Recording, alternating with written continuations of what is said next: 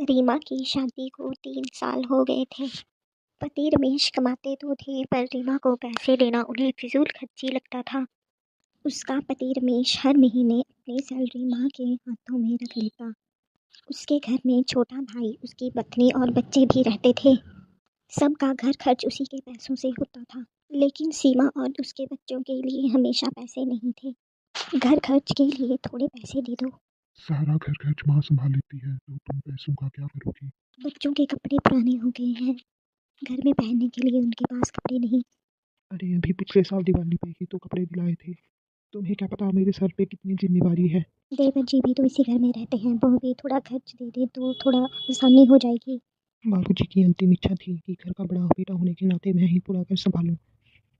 वो अभी छोटा है, जब तक मैं कमा रहा हूँ मैं पूरे घर का खर्चा खुद ही उठाऊंगा। जब भी बच्चे किसी चीज़ की फरमाइश करते तो सीमा का दिल बहुत दुखी होता। बच्चे सीमा से मिठाई के लिए पैसे मांगते, पर सीमा के पास तो पैसे ही नहीं थे। बच्चे दिन में मिठाई के लिए मुझसे पैसे मांगते हैं, कम से कम इनके खर्चे के लिए तो थोड़े पैसे दे दो। क्यों माँ बाजार से रोज बच्चों के लिए मिठाई लाती है, घर में सभी बच्चों को एक बराबर मिठाई मिलेगी। अगर मैं इनको अलग से पैसे देने लग जाऊंगा तो छोटे भाई के बच्चों को बुरा लगेगा। अब क्या तुम घर में भेदभाव पैदा करना चाहती हो? पर पिताजी, चाचा चाची तो उन्हें रोज पैसे देते हैं तो स्कूल में मिठाई लेने के लिए। तो चुप कर, तुम लोग ही चुनो इस घर की लड़ाइयों की। रहने दो, पैसे नहीं देने पर बच्चों को डांट तो मत लगाओ। एक दिन सीमा को मायके में शादी में जाना था।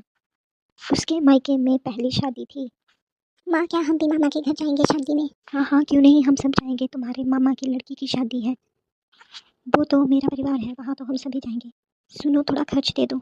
क्यों, तुम्हें क्या पैसों की जरूरत आ पड़ी? मैंने तुम्हें बताया तो था, मेरे भाई की बेटी की शादी है।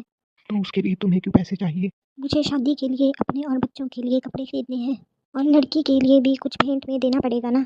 बच्चे शादी में क्यों जाएंगे? इनके स्कूल की छुट्टी करवाओगी क्या? ये शादी में नहीं जाएंगे। पिताजी, हम जाएंगे, कितना समय हो गया हमें नानी के घर गए हुए। चुप कर, तेरी पढ़ाई पे इतना खर्चा कर रहा हूँ और तुझे शादियों में घूमना है? उस दिन इतवार की छुट्टी ही है, ले जाने दो ना बच्चों को, कभी तो अपनी नानी के घर नहीं जाते। चल ठीक है, ले जा, पर मेरी बात सुन ले, मेरे पास कोई पैसे नहीं है। माँ को पूछ ले, अगर वो तुझे पैसे देती है वो ले ले। माँ जी, मुझे अपने मायके जाना है, कुछ पैसे चाहिए थे शादी की तैयारी के लिए। बहू, इस महीने तो बहुत खर्च हो गया है। हाँ, तेरे भाई की लड़की की ही तो शादी है, तो वहाँ पे ज्यादा खर्च करके क्या करेगी? माँ जी, मुझे अपने और बच्चों के लिए कपड़े लेने हैं और बेटी के लिए कुछ सामान भी लेना है। देख बहू, इस महीने तो खर्च बहुत ज्यादा हो गया है, मेरे पास तो एक पैसा भी नहीं है तुझे देने के लिए। अरे भाभी, आपके मायके की ही तो शादी है, अगर कुछ लेकर भी नहीं जाएंगी तो कौन सा कोई बुरा मान जाएगा। सीमा समझ चुकी थी कि फैसला हो चुका है, कोई भी उसे शादी के लिए पैसे नहीं देगा। सीमा खाली हाथ ही मायके चली जाती है। सीमा खाली हाथ ही मायके पहुंची, ना ढंग के कपड़े ना भेंट के पैसे। माँ ने धीरे से पूछा, दीदी तू इतने सादे कपड़ों में बच्चों को भी घर के ही कपड़ों में ले आई। वो माँ, अब मैं आपको क्या बताऊँ। चल छोड़िए सारी बातें, अंदर चल। तेरा बैग कहाँ है, ला मैं उठा लूँ। माँ, वो मैं बैग घर पे ही भूल गई। क्या तू सच बोल रही है? दामाद जी ने तुझे कुछ नहीं दिया क्या? सीमा की आंखों में आंसू भर आए, लेकिन उसने माँ से कुछ नहीं कहा।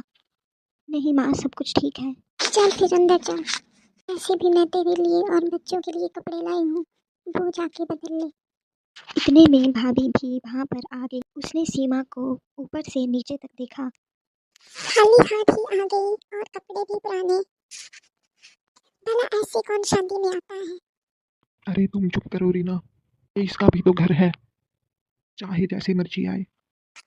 अब क्या ससुराल वाले इतने तंग हो गए कि अपनी बहू और बच्चों के लिए कपड़े नहीं ले सकते? रिश्तेदार सुन रहे थे। सीमा का सर शर्म से झुक गया।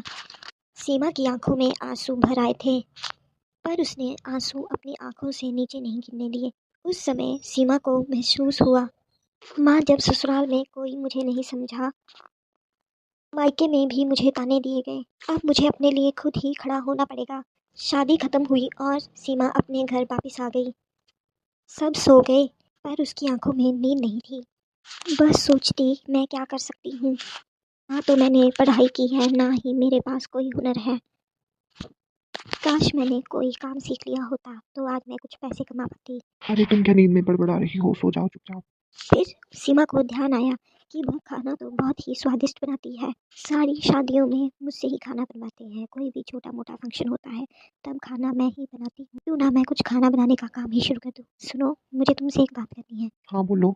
मैं सोच रही हूँ कि मैं कुछ काम शुरू कर दूँ, क्यों ना मैं कुछ घर से ही टिफ़िन सर्विस शुरू कर दूँ। मेरे पास इतने फालतू पैसे नहीं हैं जो मैं इन कामों में तुम्हें पैसे दूँ। सीमा का ख्वाब फिर से टूट गया। उसके पास पैसे ही नहीं थे कोई काम शुरू करने के लिए। सीमा ने पूरे आसपास के इलाके में घूमकर अपने लिए काम ढूंढा, पर उसे कहीं भी काम नहीं मिला। फिर वह एक दुकान पर गई जहाँ पर बहुत सारी मिठाइयाँ, समोसे, कचौड़ी बन रही थी। अरे वाह, शायद यहाँ पर बात बन जाए। खाना ही तो बनाना है, क्या पता मुझे कोई काम दे दे। देखो सीमा, हमें किसी काम वाले की ज़रूरत तो है, पर हम अपने कस्टमर्स को बिल्कुल फ्रेश खाना प्रोवाइड करवाते हैं और सफाई भी पूरी रहनी चाहिए। जी सर, बिल्कुल। मुझे खाना बनाने का 25 साल का तजुर्बा है। मैं आपको कोई भी शिकायत का मौका नहीं दूंगी। घर से लड़ झगड़ कर सीमा ने अपना नया काम शुरू कर दिया। ठीक है, मैं तुम्हें महीने के 15,000 दूंगा। अगर तुम अच्छा काम करोगी तो मैं तुम्हारी सैलरी भी बढ़ाता रहूँगा। घर वालों से लड़ झगड़ कर मैंने नया काम तो शुरू कर दिया। अब मुझे पूरी मेहनत से अपनी ज़िंदगी में सफलता प्राप्त करनी होगी। अरे वाह मम्मी, नया क्रिकेट बैट। मैं कब से पापा से ये बैट मांग रहा था। अरे वाह भाभी, कितने पैसे ले लिए आज भैया से जो इतनी सारी शॉपिंग करके आ गई हो।